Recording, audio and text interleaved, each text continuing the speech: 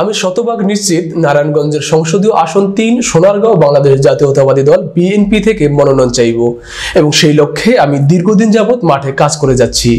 আমি শতভাগ আশাবাদী দল আমাকে মূল্যায়ন করবে। সোনারগাঁও উপজেলা বিএনপির সহসভাপতি ও নারায়ণগঞ্জ ৩ আসনের বিএনপির মনোনয়ন প্রত্যাশী আল মুজাহিদ মল্লিক ৭১ বাংলা টিভির এক সাক্ষাৎকারে বলেন, আল মুজাহিদ মল্লিক সোনারগাঁও থানা বিএনপির ১ নং সহসভাপতি এবং জামপুর ইউনিয়ন বিএনপির সভাপতি। আপনারা যেহেতু ইতিমধ্যে জেনে গেছেন, আমি সোনারগাঁও ৩ আসন থেকে জাতীয় সংসদ সদস্য নির্বাচন করব। আপনাদের এই বক্তব্য শতভাগ নিশ্চিত এবং আমি সোনারগাঁও ৩ আসন থেকে জাতীয় সংসদ নির্বাচনে আমি প্রতিদ্বন্দ্বিতা করব। আপনারা জানেন আমি জাতীয়তাবাদী দলের একজন কাণ্ডারি এবং জিয়া পরিবারের একজন আদর্শ সৈনিক। আমি দীর্ঘদিন যাবৎ এই দলের সাথে সম্পর্কিত।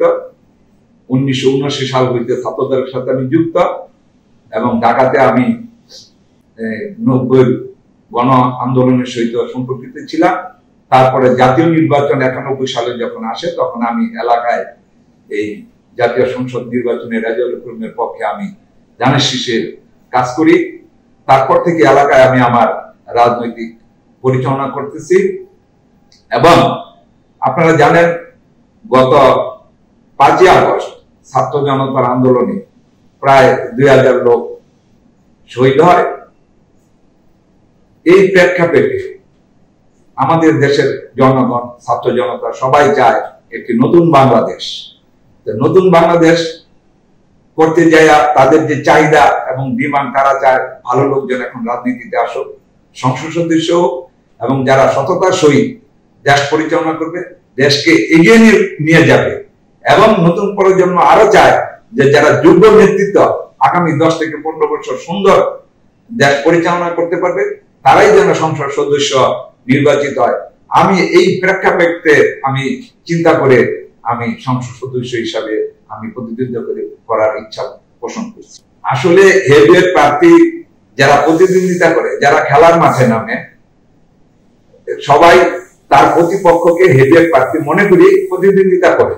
তা আমিও ধীরে ধীরে একদিন হেভিওয়েট প্রার্থীতে পরিণত হব, এটা আমি ইনশাল্লাহ আমি হেভিওয়েট প্রার্থীতে অবশ্যই কিছুদিনের মধ্যে পরিণত হবে, এটা কোনো নিঃসন্দেহে আপনারা থাকতে পারেন। যেহেতু আমি পূর্বেই বলেছি আমি জাতীয়তাবাদী দলের একজন নিবেদিত কর্মী, দল যদি আমাকে নমিনেশন না দিয়ে যোগ্য আরো অন্য কাউকে নমিনেশন দেয়, আমি অবশ্যই তার নির্বাচন করব এবং কোন অবস্থা দিয়ে আমি স্বতন্ত্র নির্বাচন করব। সোনারগাঁও উপজেলা জনগণের এই আমার বার্তা হলো, যেহেতু আগামী সংসদ নির্বাচন সামনে, আমি উপজেলাবাসীকে আমি একটা কথা বলবো যে তারা যেন যোগ্য, ভালো, শিক্ষিত, যারা সংসদে কথা বলতে পারবে, যারা সততার সহিত সোনারগাঁও পরিচালনা করতে পারবে এবং সোনারগাঁও সুন্দরভাবে পরিচালনা করতে পারবে এবং শিক্ষার পরিবেশ ফিরিয়ে নিয়ে আসতে পারবে, মাদক মুক্ত সমাজ গড়তে পারবে এবং সংসদে বলিষ্ঠ ভূমিকা রাখতে পারবে, তাদেরকে যেন তারা ভোট দেয় বা সমর্থন করে, আমি সোনারগাঁওবাসীর কাছে এই প্রত্যাশা করছি।